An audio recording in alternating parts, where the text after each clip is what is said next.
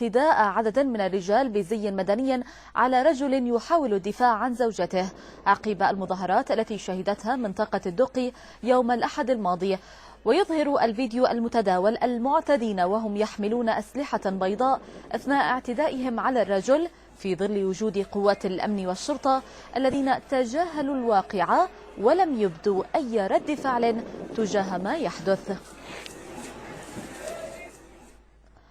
قال مصدر قضائي للجزيرة مباشر مصر إن النيابة العامة عاينت جثث ضحايا أحداث الدقي التي نشبت يوم 6 أكتوبر والتي كشفت عن تعمد قتل المجني عليهم من معارضي الانقلاب العسكري وإصابتهم بطلقات نارية في أماكن بالجسم بما يؤدي إلى الوفاة، حيث تبين للنيابة أن إجمالي عدد القتلى بالدقي بلغ 24 ضحية توفوا إثر إصابتهم بطلقات نارية في الرأس والصدر والبطن، بالإضافة إلى إصابات من أماكن قريبة بطلقات خرطوش.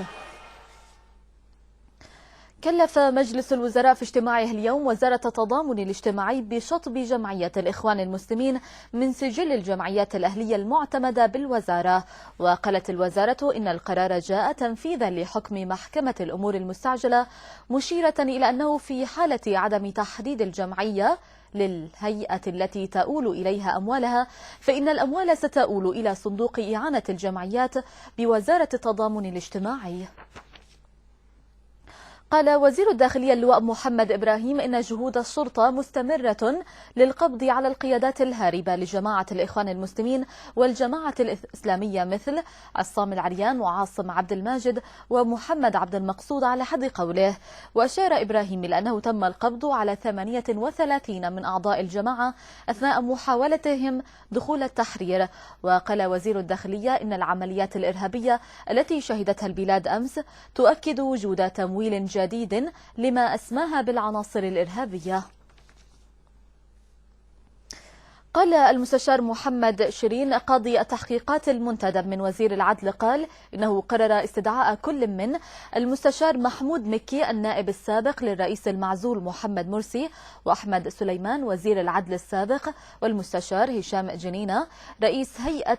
رئيس الجهاز المركزي للمحاسبات، وذلك للتحقيق معهم في بلاغ يتهمهم بالمشاركة مع 75 قاضيا إعداد بيان يدين ثورة 30 من يونيو.